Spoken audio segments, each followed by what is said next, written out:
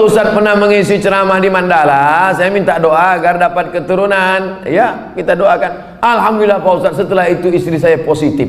Alhamdulillah. Kita yang takut positif itu kalau razia narkoba. Kalau positif hamil, kalau udah nikah, alhamdulillah. Belum nikah, nauzubillah. Sekali lagi mohon doanya Pak Ustaz. Minta doa sekali lagi agar saya dapat keturunan yang soleh dan soleha. Baca surat Ali Imran ayat 35, 36, 37. Mau tidur malam sama habis subuh. Surat Ali Imran 35, 36, 37. Ayat itu bercerita tentang perempuan solehah, namanya Hannah. Lakinya soleh, namanya Imran. Imran sama Hannah lama tak punya anak. Mereka bernazar, akhirnya punya anak. Lahirlah anak perempuan namanya Maryam. Maryam punya anak laki-laki namanya Isa. Allah jaga keturunannya. Idh qalat imra'atu Imran rabbi inni nadartu laka ma fi batni muharraran fataqabbal minni innaka antas samiul alim. Falamma wada'atha qalat rabbi inni wada'tuha unsa. Ini bagus. Bapak-bapak kasih ingat istrinya yang baca surat Ali Imran 35, 36, 37 ya. Abang aja lah. Kalau gitu akulah hamil. Kau baca sekarang, kalau tidak aku cari satu lagi. Bapak ini pantang nih pancing. Nampak betul keinginan terpendam. Insya Allah kalau anak saya laki-laki akan saya beri nama Muhammad Baghawi. Ulama besar. Imam Nawawi ada mengutip pendapat Imam Al-Baghawi dalam kitab Majmu' Syarah Muhadzab dalam masalah bayar fidyah salat. Fidyah salat itu pendapat Imam Al-Baghawi yang dikutip pendapatnya oleh Imam An-Nawawi dalam kitab Al-Majmu' Syarah Muhadzab. Bagus sekali. Kalau perempuan mohon kasih nama Pak Ustaz. Nuairah.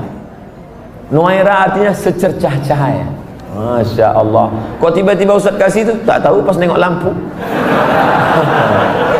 Nuairah. Nanti manggilnya kan Nuairah secercah cahaya. Tambah-tambah kasih lain boleh, tak apa-apa. Ustaz, apa yang membedakan seorang makmum dengan seorang imam? Imam di muka, makmum di belakang. Ustaz nih macam jawaban anak TK. Al-imamu junnah. Imam itu penanggung jawab. Faqiraatul imam qiraatul makmum. Bacaan si imam menjadi bacaan makmum, maka bacaan imam mesti sempurna. Syarat menjadi imam 14. Buka dalam kitab Al-Fiqhul Islami wa Adillatuh Syekh Wahab Zuhaili menurut mazhab Syafi'i. Yang pertama, wali. Jadi kalau berkumpul orang di kota Medan ini, siapa yang paling layak menjadi imam? Wali kota. Kalau wali kotanya tak sanggup jadi imam, yang tak usah bersuara, imam zuhur, asar, diangkat imam. Imam yang kedua namanya imam ratib. Diangkatlah imam ratib. Kalau di Masjidil Haram itu Syekh Abdurrahman Sudais, itu diangkat oleh raja, oleh sebelum Salman, sebelum lagi Abdullah, sebelum lagi Fahad. Itu imam paling tinggi wali. Yang keduanya adalah imam ratib. Yang ketiga ahfazuhum, yang paling banyak hafalan Qur'annya. Jadi kalau kumpul kita ramai-ramai, siapa yang paling layak jadi imam? Inilah yang hafiz.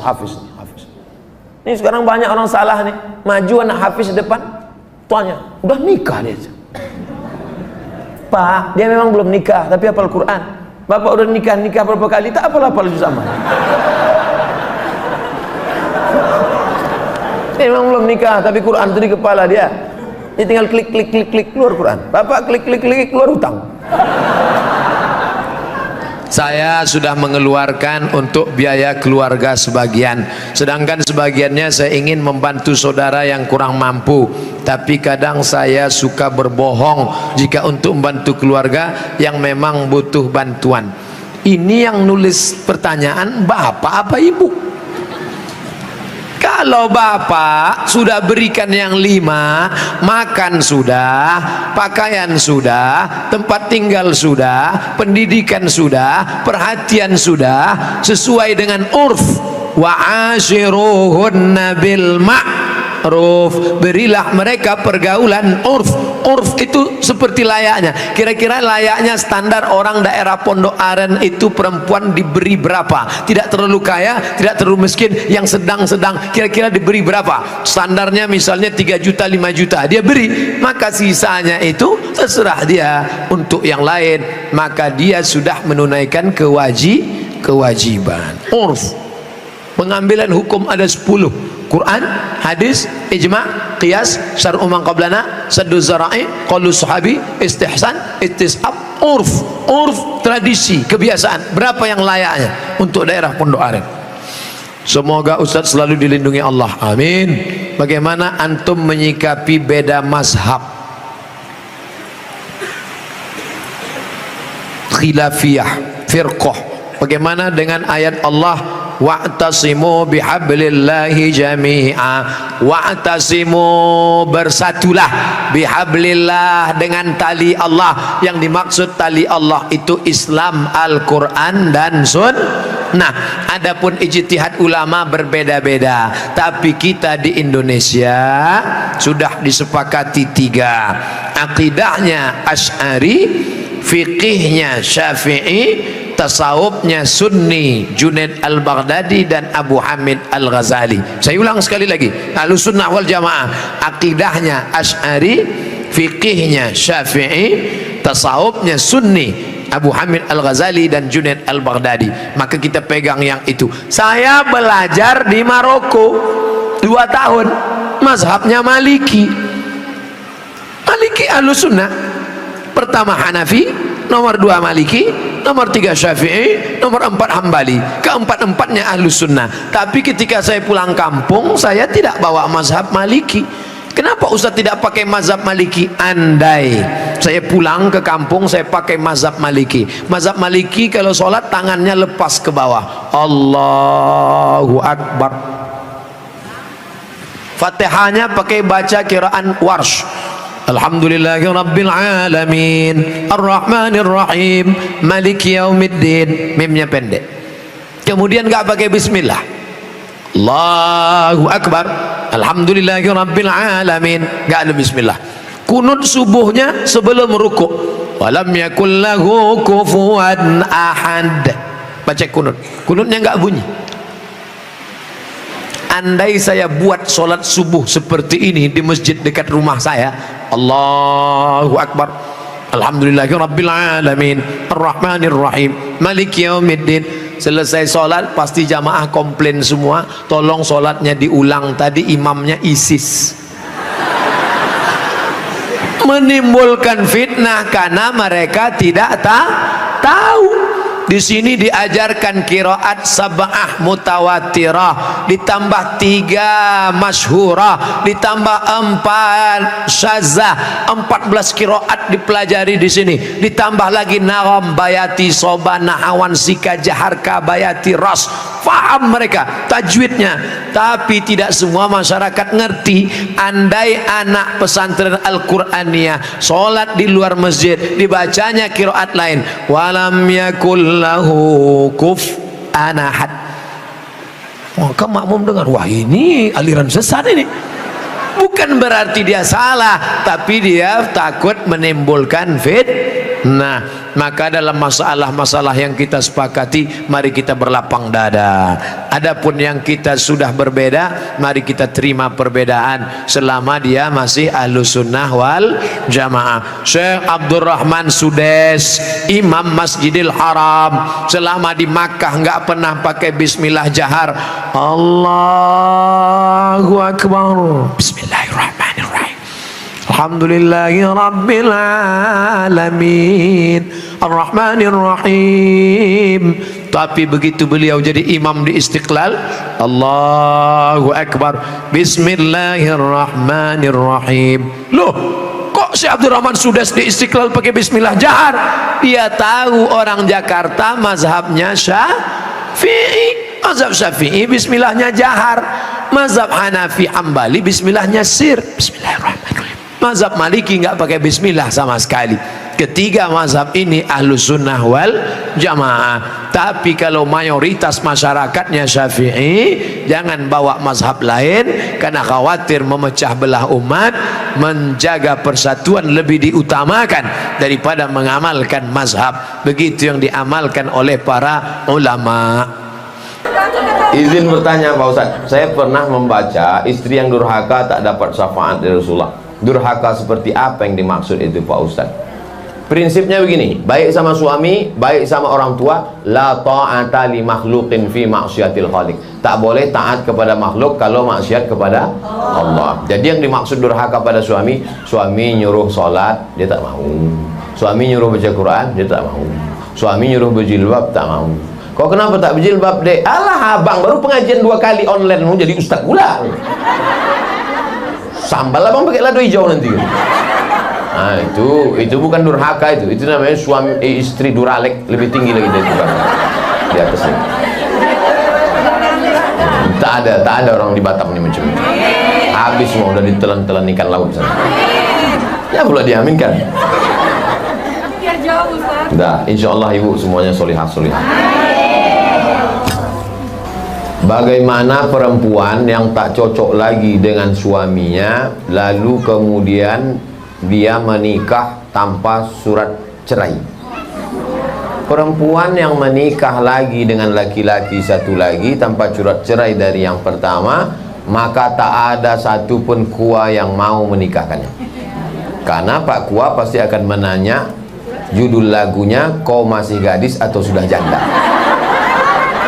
Kalau dia gadis ada surat keterangan orang tuanya, kalau dia janda ada sertifikat cerai dari pengadilan. Kalau dia nikah siri, maka orang yang menikahkan siri itu bisa dipidanakan. Negara Kesatuan Republik Indonesia. Dia sudah tak ada kecocokan karena sudah tak serumah 3 tahun, maka namanya khulu pakai ain, khulu. Si perempuan ini menggugat ke pengadilan. Tapi katanya kalau perempuan menggugat bergoncang tiang aras, Pak Ustaz. Kalau laki-laki itu soleh, baik, digugatnya. Kugugat dia Pak Hakim. Kenapa kau gugat? Gak maco, kampungan. Nah, itu bergoncang tiang aras. Tapi kalau laki-laki tadi tak ngasih nafkah, memukul sampai biru-biru, kan banyak perempuan sekarang biru-biru matanya.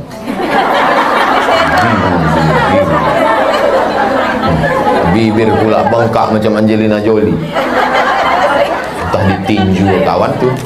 Nah itu, maka kalau begitu boleh dia menggugat. Nah, prinsipnya kalau tidak melawan Allah Subhanahu wa taala, la ta'ata li makhluqin fi ma'syiatil khaliq. Begitu prosesnya. Setelah keluar sertifikat baru. Kalau tidak, dia bisa digugat di pengadilan. Laki-laki itu bisa masuk penjara, yang menikah pun bisa masuk penjara. Karena kita negara hukum. Mohon nasihatnya Pak Ustadz, dalam kondisi Covid dengan kondisi ekonomi yang tak stabil, bagaimana menyikapinya dalam rumah tangga? Karena banyak. Itulah yang sudah dibahas selama 1 jam tadi. Oh lah mak payahnya. Itulah yang kita bahas dari tadi.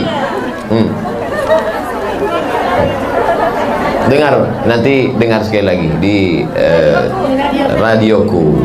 Nantikan, dengar selalu ceramah para ulama kita melalui radioku Batam 104,7 FM. Like and share. Kan ulama mengkategorikan bid'ah ada 2, bid'ah hasanah. Pertanyaannya Ustaz, kan Rasul bersabda kullu bid'atin dhalalah, kullu bid'atin dhalalah wa kullu dhalalatin finnar. Hadis ini kata Imam Nawawi hadisnya umum, hadis umum. Tolong belikan saya ayam, tolong belikan saya ayam. Ayamnya umum, ayam penyet, ayam patah, ayam pop, ayam sungsang, ayam fried chicken, ayam panggang, ayam bakar, ayam kampung, ayam hutan. Ayam apa? Setelah di jalan dia bingung, ini ayam apa? Nelpon sekali lagi, ayam apa? Ayam pop. Maka yang pertama tadi umum, dikhususkan oleh yang kedua. Begitu juga kata Imam Nawawi yang mensyarah hadis Sahih Muslim, kullu bid'atin dhalalah, semua yang bid'ah itu sesat, umum. Tapi kemudian dikhususkan oleh hadis, man sanna fil islami sunnatan hasanatan, siapa yang membuat tradisi yang baik, falahu ajruha, dia dapat pahalanya, wa ajru man amila biha, dan orang lain yang melakukannya, selama tidak bertentangan dengan Quran dan Sunnah. Nah, sekarang ada orang mendefinisikan bid'ah hanya dengan 5 jari. Kalau tidak dilakukan Nabi, bid'ah. Kalau sudah bid'ah, masuk neraka. Kalau begitu pembahasannya, nanti kamu bisa memasukkan sahabat Nabi dalam neraka. Contohnya, ada sahabat Nabi yang sholat dari isya sampai subuh ayatnya kul huwallah. Walil maghdubi alaihim waladdallin amin. Qul huwallahu ahad Allahu samad. Rakaat kedua qul huwallahu ahad Allahu samad. Rakaat berikutnya qul huwallahu ahad Allahu samad. Rakaat berikutnya qul huwallah. Itu pernah enggak dibuat Nabi? Enggak pernah. Kalau dipakai definisi, kalau enggak dibuat Nabi bid'ah, berarti salat pakai qul huwallah dari isya sampai subuh bid'ah, masuk neraka. Nama sahabat Nabi yang salat begitu siapa? Qatadah bin Nu'man dalam kitab hadis Musnad Ahmad bin Hambal. Tapi perbuatan itu dibenarkan Nabi, sunnah takririyah. Oke, itu Nabi masih hidup. Bagaimana dengan Abu Hurairah? Abu Hurairah sebelum tidur malam menyimpul tali 2000 simpul tali dipakai bertasbih sebelum tidur malam. Subhanallah, subhanallah, subhanallah, subhanallah, subhanallah. Ada diajarkan Nabi, hai orang-orang beriman, sebelum kau tidur malam ambil tali jemuran, buat 2000 simpul, sebelum tidur petik 2000. Ada? Tidak ada. Jadi kalau didefinisikan, kalau tidak dibuat Nabi bid'ah, engkau sudah memasukkan sahabat Nabi ke dalam neraka, karena definisi yang singkat, yang pendek, pemiskinan. Oleh sebab itu ulama faham, sudah saya tulis lengkap dengan dalil-dalilnya 444 halaman terkait masalah bid'ah. Tidak semudah itu saudaraku. Ada namanya Imam Ibnu Taimiyah. Imam Ibnu Taimiyah kalau selesai sholat subuh dia tidak keluar masjid, dia melihat ke atas membaca Al-Fatihah sampai terbit matahari. Bismillahirrahmanirrahim, alhamdulillahirabbil alamin, arrahmanirrahim, maliki yaumiddin, iyyaka na'budu wa iyyaka nasta'in, sampai terbit matahari. Itu tidak pernah dilakukan Nabi. Kalau dipakai definisi, kalau tidak dilakukan Nabi bid'ah, berarti Ibnu Taimiyah sudah membuat bid'ah karena membaca Al-Fatihah dari sejak sholat subuh sampai terbit matahari. Maka jangan katakan bid'ah kalau tidak dibuat Nabi bid'ah. Ini tidak betul. Yang betul adalah kalau tidak ada dalilnya bid'ah. Selama ada dalil hadis qauli, hadis fi'li, hadis takriri, perbuatan sahabat, qiyas, ijma', maka perbuatan itu tidak bid'ah. Bagaimana pandangan Ustadz dengan laki-laki yang berambut panjang? Apakah itu termasuk menyerupai perempuan? Saya belajar ke salah seorang syekh. Ketika itu ada yang nanya, Syekh, apa betul Nabi Muhammad itu rambutnya panjang? Maka Syekh menjawab, Nabi Muhammad itu tinggalnya di gurun pasir. Gurun pasir itu cuacanya panas. Maka kalau rambutnya pendek, nanti cahaya matahari kena ke kepala, maka dia bisa pusing, panas, dehidrasi, kurang cairan. Makanya Bapak Ibu ketika di Makkah disuruh pakai topi, pakai payung supaya jangan kena panas. Nabi kepalanya ditutup dengan 3. Yang pertama, rambutnya. Rambut Nabi itu dari depan panjang sampai ke belakang. Yang kedua, ditutup dengan qalansuah, topi. Setelah itu ditutup dengan imamah sorban. Kalau di atas kepala dililitkan namanya imamah. Kalau diletakkan di tengkuk namanya burdah. Kalau diletakkan di kepala seperti kerudung namanya ghutrah, bukan serben. Jadi Nabi kepalanya ditutupi dengan 3. Pertama, rambutnya panjang sampai ke tengkuk, dari depan ini sampai ke tengkuk segini, tebal. Yang kedua, qalansuah, kain penutup. Setelah itu baru sorban. Maka kita pun, kami pun ketika kuliah dulu di Arab pakai sorban. Pakai untuk apa? Supaya jangan kena panas terik. Musim dingin di bawah derajat 0, 5 derajat, 10 derajat, di bawah 0 dingin. Maka kepala juga ditutup pakai sorban.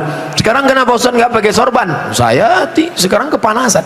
Tapi saya tidak menyalahkan para habaib pakai sorban. Mereka mengikuti sunnah Nabi Muhammad sallallahu alaihi wasallam. Nah, jadi kalau ada laki-laki berambut panjang, tapi rasanya di tempat kita rambut panjang bukan untuk menutup kepala biar supaya jangan panas. Justru tempat kita makin rambut panjang makin kepanasan, ketombe. Jadi kira-kira rambut panjangnya kenapa? Kenapa rambut panjang? Ini. Tapi tidak semua yang berambut panjang itu karena mengikuti perempuan. Jadi tidak bisa kita hukum serta-merta kalau rambut panjang LGBT. Enggak. Maka yang LGBT itu kalau menyerupai perempuan, la'anallahul mutasyabbihin minar rijal bin nisa, Allah melaknat laki-laki yang menyerupai perempuan dan perempuan yang menyerupai laki-laki. Mudah-mudahan anak kita terjaga dari LGBT. Tapi sebetulnya LGBT itu nama yang terlalu keren. Orang malah bangga sekarang disebut itu LGBT, itu bangga. Saya tidak setuju dengan LGBT, tapi saya malu mau nyebutnya di depan para kiai. Boleh saya sebut? Jangan sebut LGBT. Buat sebut nama yang mengejek, merendahkan, menghinakan. Apa namanya? PLT, penyuka lobang tai. Itu yang cocok bagi mereka. Kotor, najis. Zaman Nabi LGBT ini hukumannya man wajadtumuhu ya'malu amala qaumi Lut. Kalau kamu menangkap ada orang yang melakukan perbuatan Nabi Lut, faqtulul fa'il wal maf'ul, pancung kepalanya, hukum mati. Untung dia hidup bukan zaman Nabi Muhammad. Kalau hidup zaman Nabi, habis, selesai. Bapak Ibu yang dimuliakan Allah Subhanahu wa taala, Ustaz berani ngomong gini apa enggak takut nanti ditangkap bencong? Ngapain takut? Banyak yang bela saya. Tapi pas pulang nanti sendirian ngeri juga ini. Insyaallah, wa ta'awanu 'alal birri wat taqwa, saling tolong menolong dalam kebaikan dan ketakwaan, wala ta'awanu 'alal itsmi wal udwan. Ingatlah saudaraku, ada satu kampung namanya kaum Sadum. Pernah dengar kata Sadum? Dari kata Sadum inilah muncul istilah sodomi. Sodomi artinya perbuatan orang Sadum, umat Nabi Lut. Bagaimana hukuman Allah? Ja'alna 'aliyaha safilaha, bagian atas kami turunkan ke bawah, bagian bawah naikkan ke atasnya. Lalu kemudian amtarna alaihim, kami hujani mereka dengan apa? Hijaratan, batu-batu, min sijilin mandud, dari batu tanah liat yang dibakar di api neraka. Itulah sekarang di Yordania, tempatnya bernama Al-Bahrul Mayyit, bahru laut, mayit mati, Dead Sea, dead mati, sea laut, Dead Sea laut laut mati. Kenapa disebut laut mati? Karena airnya terlampau asin sampai ikan pun tidak bisa hidup di dalam. Orang kalau pergi ke laut mati ngapung di atas karena kadar garam yang tinggi.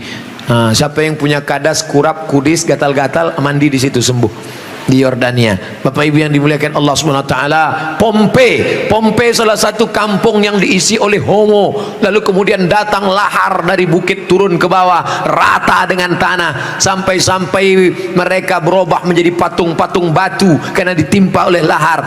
Tidak sempat merubah ekspresi wajah orang homo yang mati dalam keadaan melakukan hubungan seksual terlarang, tak sempat merubah dari wajah kesakitan dengan wajah penderitaan. Begitu yang dialami masyarakat Pompei.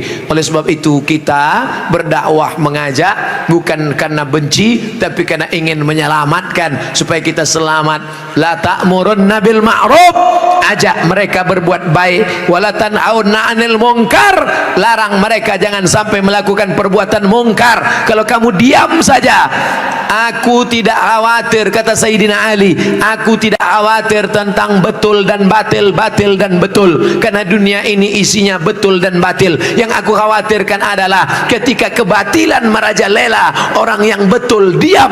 Karena orang betul diam, maka orang batil menyangka betul, yang betul menyangka batil, batil betul, betul batil. Orang yang betul diam, ibu yang betul diam, bapak yang betul diam, yang batil berkuar. Akhirnya yang batil merasa betul, orang yang betul diam. 1000 bahasa. As-sakitu anil haq syaitan akhras. Orang yang betul tapi diam melihat kebenaran diinjak-injak, dia adalah syaitan akhras, setan bisu. Begitu kata Imam Abu Ali Ad-Daqqaq yang dikutip oleh Imam An-Nawawi dalam kitab Al-Minhaj Syarah Sahih Muslim Ibn Al-Hajjaj. Maka bersuara saudaraku, anak-anak muda, lawan kemungkaran ini. Terus berperang dengan HP-mu. HP-mu adalah senjata, bukan menebarkan kebencian, bukan menebarkan hoax, tapi dalam rangka watawasau bil haq watawasau bis.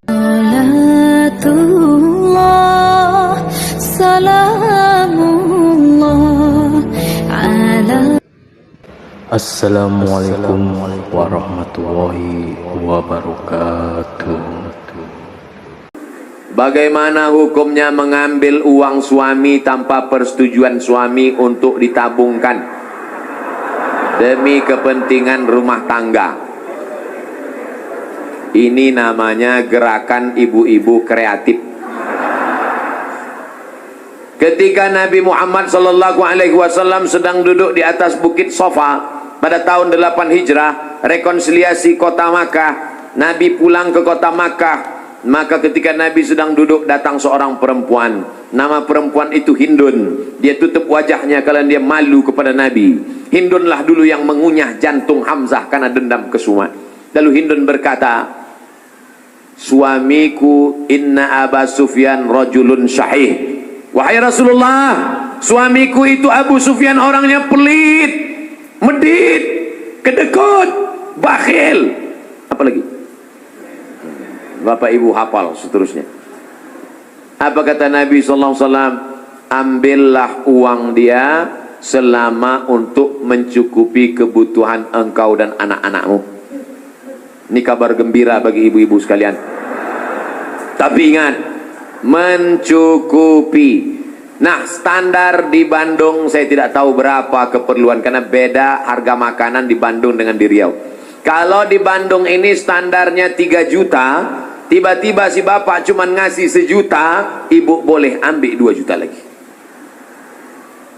Sambutan yang luar biasa. Mana dalilnya? Itu ayat bapak ibu bapak baca sewaktu akad. Wa ashiruhunna bil ma'ruf. Pergaulilah mereka dengan ma'ruf. Ma'ruf diambil dari kata urf. Urf artinya tradisi setempat. Dasar pengambilan hukum dalam Islam ada 10. Quran, hadis, ijma', qiyas, syar'u man qablana, saddu zara'i, qaulus sahabi, istihsan, istishab, urf. Urf artinya standar umum di kota Bandung berapa. Kalau umumnya di Bandung ini 5 juta, ternyata selama ini dia kasih 2, berarti ibu bisa ambil 3 menurut standar dan ketentuan berlaku. Tapi lebih dari ini tanggung dosanya, saya nggak ikut-ikutan. Saya nggak mau nanti terhalang masuk surga gara-gara ini. Abdul Somad masuk Jannatul Firdaus. Begitu udah mau masuk, datang bapak-bapak dari Bandung nuntut. Wah, saya nggak mau gara-gara ini. Di lingkungan tempat tinggal ada anak yatim. Kita insya Allah bersedekah. Tapi di saat ada keluarga yang sangat butuh bantuan, gimana Pak Ustadz? Wal jari dzil qurba wal jaril junubi. Ada tetangga tapi enggak kerabat, tapi ada tetangga dan ada hubungan kerabat keluarga, maka yang didahulukan adalah yang ada hubungan kerabat. Itu kaidahnya. Baik dalam hal membantu maupun dalam hal pergi kondangan. Undangan hari Ahad ada 5. Bagaimana kita menyusun skala prioritasnya? Yang pertama tetangga kerabat. Habis itu tetangga tidak kerabat. Habis itu teman sekantor. Ring 1, ring 2 gitu. Dalam hal ini boleh nepotisme. Sekarang orang enggak. Kalau ada undangan 5, yang pertama pejabat, orang kaya, tetangga yang miskin enggak punya apa-apa, yang kira-kira cuma makan sayur sama telur ayam. Ini enggak benar. Oleh sebab itu dalam hal membantu dulu keluarga. Tapi sekarang orang lebih mau bantu orang lain daripada bantu keluarga. Kenapa kamu lebih mau bantu orang lain daripada keluarga? Kalau bantu orang lain pujiannya melambung. Kalau bantu keluarga, masa cuma ngasih segini? Oleh sebab itu maka setiap keluarga membantu keluarganya skala prioritas, tapi setelah itu tetap membantu fakir miskin, anak yatim. Ara'aital ladzi yukadzibu biddin? Tahukah kamu siapa itu orang yang mendustakan agama? Orang yang mendustakan agama bukan orang sekuler liberal. Orang mendustakan agama adalah fadzalikal ladzi yad'ul yatim, menyanyiakan anak yatim, wala yahuddu ala ta'amil miskin, membiarkan fakir miskin. Wa fawailul lil musallin, lalai dalam salat. Alladzina hum an salatihim sahun, alladzina hum yura'un, riya, wa yamna'unal ma'un, melarang orang berbuat baik, tolong menolong. 5 ini mudah-mudahan kita tidak termasuk dalam pendusta agama. Ustadz, tolong doakan muslim saudara kita di India. Itulah senjata kita terakhir. Kalau ada lembaga-lembaga yang terpercaya memberikan dana, maka kirimkan dana. untuk membantu rumah mereka yang terbakar, saudara mereka yang terkapar, rumah mereka yang hancur, sumur bor, sekolah anak-anak pengungsi. Dulu Suriah, Palestina, Bosnia Herzegovina, Uighur, Rohingya.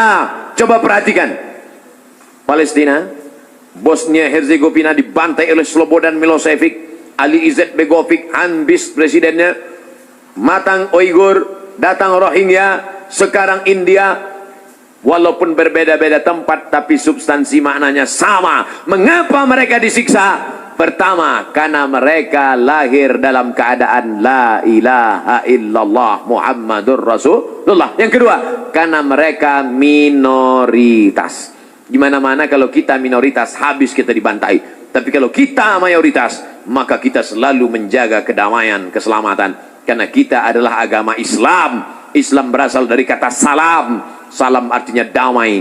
Maka insya Allah kalau kita menjadi mayoritas, maka saudara-saudara kita yang minoritas akan terjaga dalam kedamaian insya Allah. Amin. Ustadz Somad, saya manusia banyak dosa, tidak sholat Jumat. Kenapa nggak sholat Jumat?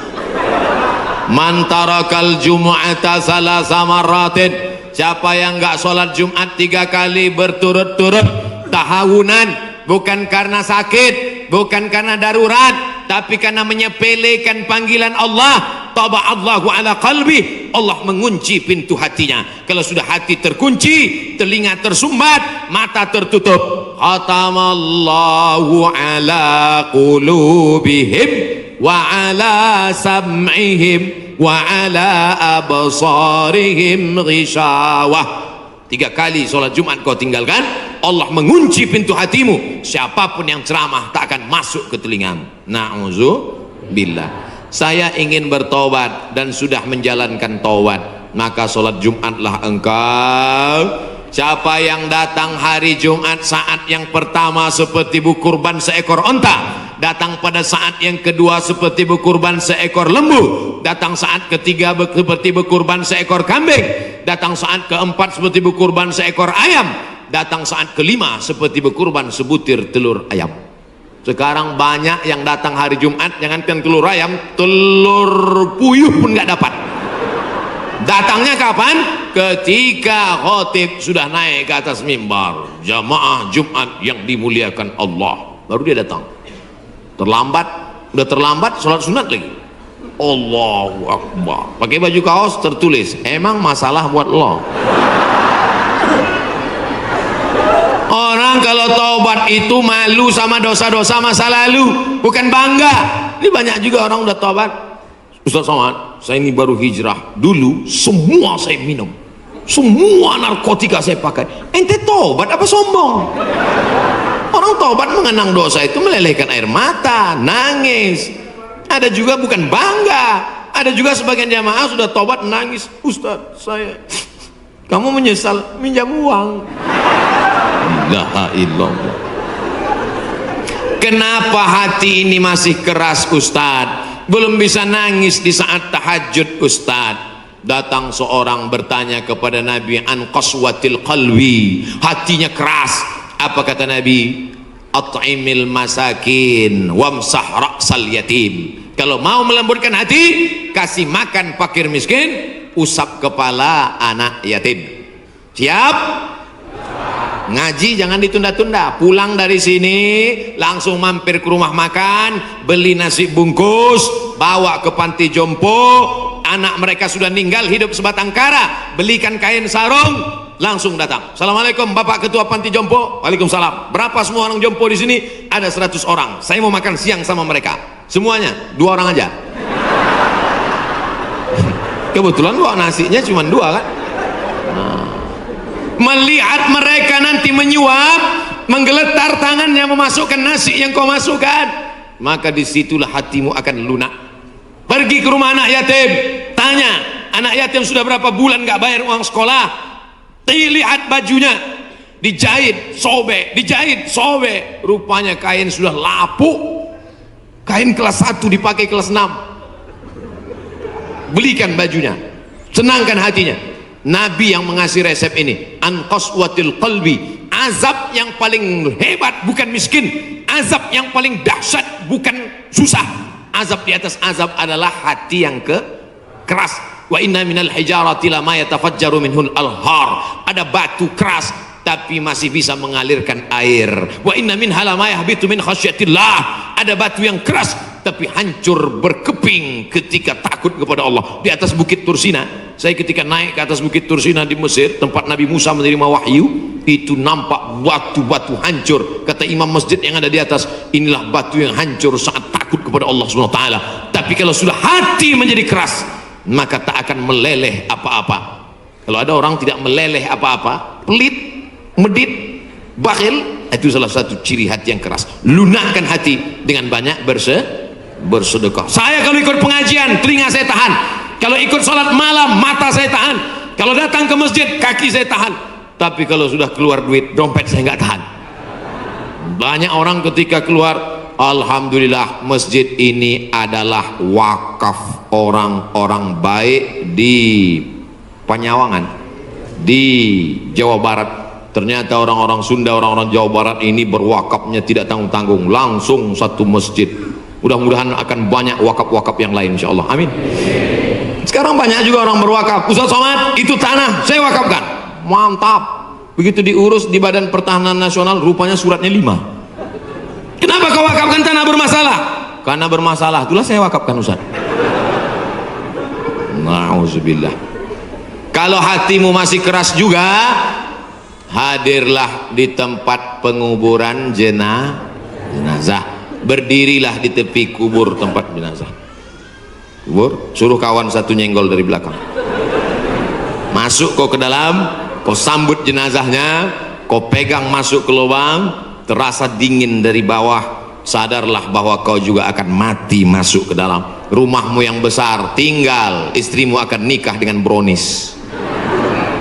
Mobilmu yang mewah akan dijual, suratnya akan berganti di kantor Samsat. Tanahmu akan diganti akte notaris. Kau hanya akan membawa 2-3 helai kain kafan, digulung macam dodol Garut. Apa yang kau bawa mati menghadap Allah Subhanahu wa taala? Ada orang Islam mati bawa seragam? Ada. Tadi saya baru dikasih jaket kulit, sayang sekali, tapi jaket itu pun tinggal kalau kau mati, Abdul Somad. Kenapa nggak dipakai sekarang? Panas. Apa yang kau bawa mati? Kalau pernah kau usap kepala anak yatim, kalau pernah kau infak sedekah untuk masjid, itulah yang akan kekal abadi. Yang mewakafkan tanah ini sudah meninggal, tapi terang kuburnya, lapang makamnya, insya Allah. Amin. Pikirkan, orang yang cerdas bukan yang IP-nya 4, orang yang cerdas bukan otaknya hebat. Al-Kayyis, orang yang cerdas, mandana nafsahu, mampu menekan hawa nafsunya, wa amila lima ba'dal maut, dia beramal berpikir setelah mati. Ini banyak orang mikirnya setelah pensiun. Saya alhamdulillah Pak Ustaz udah siap nih setelah pensiun nanti. Emangnya yakin malaikat maut datang setelah pensiun? Banyak malaikat maut datang sebelum pensiun. Pikir baik-baik. Pikir itu pelita hati. Lama berpikir sakit hati.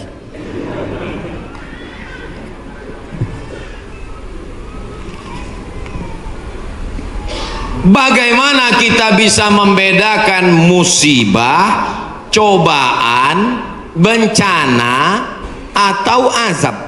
Seperti ujian dosen. Misalnya virus corona yang sedang merebak sehingga dampaknya pada kaum muslimin, khususnya muslimin di Indonesia yang tidak dapat melaksanakan ibadah umroh. Pertanyaan dari Bapak Ridwan Ahmad Faizin Emrian Abidin Bandung. Ternyata ini pertanyaan kolektif. Misalnya saya demam, dari mana saya bisa membedakan demam saya itu menghapus dosa, atau demam laknat, atau demam ujian iman, atau demam itu dari mana saya bisa tahu? Oh, kalau demamnya cuman 36 derajat Celcius itu menghapus dosa. Kalau 40 derajat itu laknat. Kalau 100 derajat kebakaran. Di mana kita bisa tahu? Tidak ada yang bisa membedakannya kecuali introspeksi diri. Satu, la yusibul mu'min min nasabin wala wasabin wala saqamin wala syaukin yastakuha. Kalau ada orang yang kena susah hati, gundah gulana, sakit, duri menusuk tapak kaki, keluar dari rumah lupa pakai sendal, melangkah, duri menusuk tapak kaki, illa kafarallahu anhu biha sayyi'atuh, maka dengan itu sebenarnya Allah ingin membersihkannya dari dosa. Makanya kita selalu husnuzan. Ana, dalam hadis kursi apa kata Allah? Ana inda husni zanni abdi bi, aku menurut prasangka hambaku kepadaku. Maka kalau kita kena penyakit, yang pertama husnuzan pada Allah, bahwa sebenarnya Allah ingin membersihkan kita dari dosa. Yang kedua, saya nggak ada dosa Pak Ustaz. Apa dosa saya? Saya nggak pernah minum khamar, saya nggak pernah sabu-sabu, saya nggak pernah berzina, saya nggak pernah pakai narkoba. Dosamu adalah ketika kau merasa bahwa kau tidak berdosa. Itulah dosa. Dosamu adalah ketika engkau sehat tapi tak kau pakai mensyukuri nikmat Allah. Itulah dosa. Maka ke siapa yang berkata saya tidak pernah silap, saya tidak pernah salah, saat itu dia sedang silap dan salah. Al-insan mahallul khata' wan nisyan. Manusia tempatnya silap, lupa dan salah. Yang kedua, ketika kita sakit, sebenarnya Allah ingin mengangkat derajat kita, karena sebetulnya amal kita tidak cukup. Kita sudah ditempatkan di tempat surga Jannatul Firdaus, tapi ketika malaikat ditanya, sudah cukupkah amalnya? Belum. Beri dia ujian supaya amalnya mencukupkan dia dengan amal sabar. Ada amal yang lebih tinggi dari tahajud, lebih hebat daripada jihad. Apa dia? Innama yuwaffas sabiruna ajrahum bighairi hisab. Amal sabar menerima musibah, tidak caci maki, sumpah serapah. Yang ketiga, bisa jadi laknat Allah. La ta'murunna bil ma'ruf, mestinya kau tolong saudaramu yang ada di Uighur, mestinya kau bantu saudaramu yang sedang teraniaya di India, tapi mulutmu diam, kau tak mau menolong. Ketika musibah dikirimkan Allah dalam bentuk bencana, ternyata yang kena bukan yang jahat-jahat saja, yang baik-baik pun ikut juga kena. Maka tidak ada cara lain kecuali mohon ampun, minta ampun, taubat nasuha kepada Allah Subhanahu wa ta'ala. Oleh sebab itu maka yang bisa membedakannya hanya Allah, dan kita hanya berhusnuzon kepada Allah Subhanahu wa ta'ala. Bagaimana cara membentengi bencana yang semakin banyak akhir-akhir ini? Itulah yang udah aku ceramahkan tadi.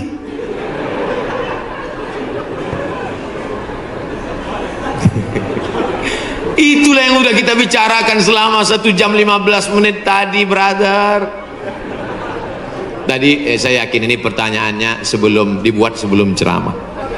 Apabila kita sudah baca amalan-amalan penangkal musibah, tapi musibah masih saja terus datang, bagaimana sikap kita sebagai muslim? Man lam yardha bi qada'i, siapa yang tidak ridha menerima takdirku, walam yasbir bi balai, siapa yang tidak sabar menerima ujianku, falyatlub rabban siwaya, carilah Tuhan selain aku. Ada Tuhan selain Allah? La ilaha illallah. Maka kita tidak ada cara lain kecuali ridha, ikhlas, terima ketetapan Allah. Makanya ketika bangun pagi apa doanya? Raditu billahi rabba, aku ridha menerima Allah sebagai Rabb. Apapun yang kau beri aku terima ya Allah. Wabil islami dina, aku ridha Islam sebagai agamaku. Apapun perintah dan larangan Islam ku amalkan. Wabi Muhammadin nabiyya wa rasula, aku ridha Muhammad sebagai rasulku, maka kita ikut sunnah Rasulullah Muhammad sallallahu alaihi wasallam. Terjadi juga ridha. Tapi kalau terjadi karena kurang usaha, hukum sebab akibat. Sudah disimpan uang di dalam dompet, dompetnya dikunci, dompetnya dalam laci, lacinya dikunci, lacinya dalam lemari, lemarinya dikunci, lemarinya dalam kamar, kamarnya dikunci, kamarnya dalam rumah, rumahnya dikunci, rumahnya dalam komplek, kompleknya dikunci, hilang juga. Terus mau ngamuk. Tidak ada cara lain kecuali ridha kepada Allah. Tapi kalau punya sepeda motor nggak dikunci, malah berhenti, mesinnya hidup, kuncinya diletakkan, terus sibuk beli ngobrol, beli kangkung 2 ikat, ngobrolnya 2 jam. Ketika dilihat hilang. Terus ketika hilang suaminya nanya, mana motor kita? Ridho mas. Itu bukan ridho, goblok. Mohon maaf saya keceplosan. Oleh sebab itu maka tetap ada Ahlus Sunnah wal Jamaah mengajarkan kita ada namanya al-kasbu wal ikhtiar. Bahasa kitanya namanya usaha. Kalau pemerintah menyuruh pakai masker, usaha. Jangan tidak ikut. Suruh cuci tangan sering. Sebetulnya kita nggak perlu belajar masalah cuci tangan. Ada nggak ada virus kita tetap cuci tangan, betul? Subuh cuci tangan, zuhur cuci tangan, asar cuci tangan, maghrib cuci tangan, isya cuci tangan, tahajud cuci tangan, witir cuci tangan, duha cuci tangan. Orang Islam paling sering cuci tangan. Makanya saya heran kalau sampai anak-anak kita diajarkan, mama siapkan gayung sama sabun. Untuk apa nak? Hari cuci tangan internasional. Loh, kita nggak perlu diajari cuci tangan. Nanti takutnya 20 tahun akan datang ada lagi namanya hari cebok nasional. Dari 14 abad yang lalu kita sudah bersih, betul? Tidak akan ada bakteri bersarang di ujung-ujung jari kita karena kita paling sering cuci tangan. Tidak akan ada bakteri yang bersarang di ujung kuku kita karena kita paling potong kuku hari Jumat. Kalau seminggu tak akan mungkin kukunya panjang. Makanya Nabi berkata, azfaraka, kukumu kenapa panjang? Inna syaitana yaqudu ma tala minha. Setan duduk di kuku yang panjang. Makanya pertama yang dijaga dalam Islam adalah kebersihan. Kuman datang, binatang dipotong. Setelah dipotong darahnya keluar karena ternyata bakteri ada di dalam darah. Setelah darahnya keluar dipotong-potong, dicuci sampai 4 kali.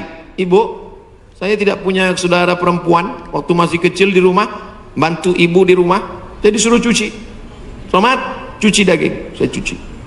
Kalau ayam 2 kali, kalau kambing 4 kali. Kenapa gitu mak? Ayam kakinya 2, kambing kakinya 4.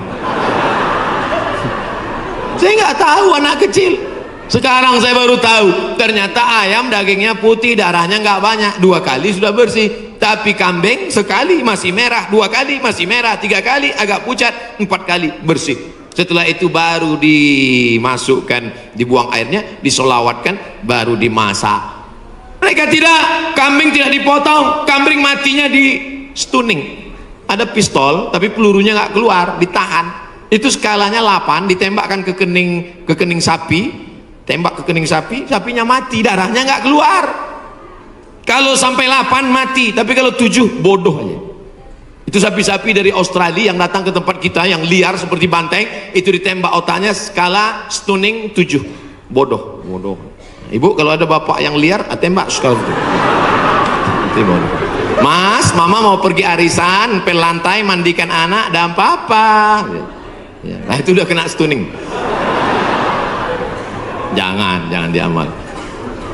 Tidak dipotong, hanya stunning 8 skala, akhirnya sapi tumbang, darahnya masih dalam daging, bercampur dengan darah bakteri penyakit, dipotong-potong, diletakkan di atas api yang tidak terlalu matang, bolak-balik, nggak dicuci, darah nggak keluar, masuk ke dalam roti, dicampur, dimakan, barbecue. Habis dimakan, kena penyakit, medco, ko sapi, med gila, medco sapi gila. Sapi aja yang halal bisa menjadi penyakit, apalagi yang dimakan kelelawar, Batman. Maka kita disuruh kulu, makanlah. Tapi yang dimakan itu apa? Min thayyibat. Thayyib artinya baik, baik. Dulu thayyib baik, sekarang thayyib nggak pulang. Mohon maaf Pak Thayyibnya antur sini. Jalan-jalan ke Asahan, singgah sebentar ke Batubara. Alhamdulillah dapat berjumpa dengan tak sesuai ini. Alhamdulillah dapat berjumpa dengan guru yang dirindukan. Semoga senantiasa sehat dan bahagia. Sesuai kan? Setelah hilang takut, hilang sedih, baru bahagia. Ini apa namanya ini? Tiba-tiba menulis kalimat yang sesuai dengan isi ceramah. Itu namanya firasat. Ittaqu firasatal mu'min fa innahu yanzuru binurillah. Takutlah kamu dengan firasat orang beriman, dia memandang dengan cahaya Allah. Ibu kalau bersih tulus memandang dengan cahaya Allah. Dulu guru saya di sekolah cerita begini. Ada seorang laki-laki, pesan dia ke bininya, kau kalau apapun yang kau buat ucapkan bismillah. Dia mau memasak, bismillah. Dia mau mencuci, bismillah. Dia mau memandikan anak, bismillah. Rupanya lakinya ini agak jahat sedikit. Cemana supaya biniku ni mati. Diambilnya ular berbisa, dimasukkannya dalam tempat beras. Maksudnya biar supaya pas bininya nanti mau masak, dipatuk ular mati, supaya dia bisa macam tahu aja. Nah, akhirnya dimasukkannya ular berbisa ke dalam tempat beras tadi. Tiba-tiba pas malam itu dia balik ke rumah, ditengoknya masakan udah siap. Kok tak mati dia? Heran dia, kok tak mati? Ditengoknya tempat beras tadi, mau menengok ular tadi apakah lepas. Tidak, di senternya lah, senternya kan. Ibu mau cepat aja lakinya tadi mati. Ini menunjukkan dendam. Tenang dulu, selesai. Begitu ditengoknya tempat beras tadi, tengoknya tempat beras, rupanya ular itu sudah berubah menjadi emas. Kenapa ular itu berubah menjadi emas? Semua kita mengucapkan bismillah. Kenapa berubah menjadi emas? Keikhlasan dan ketulusan. Berubah menjadi emas. Tobat si laki-laki, tak jadi dia mati, Bu. Saya tahu semua ibu menginginkan dia mati, tapi ibu yang ikhlas tadi tak mau lakinya mati. Nah, saya tahu ibu, solidaritas ibu kuat dengan dia tadi. Paham saya itu, paham saya. Maka nanti sebelum memasak, tengok-tengok dulu tempat beras.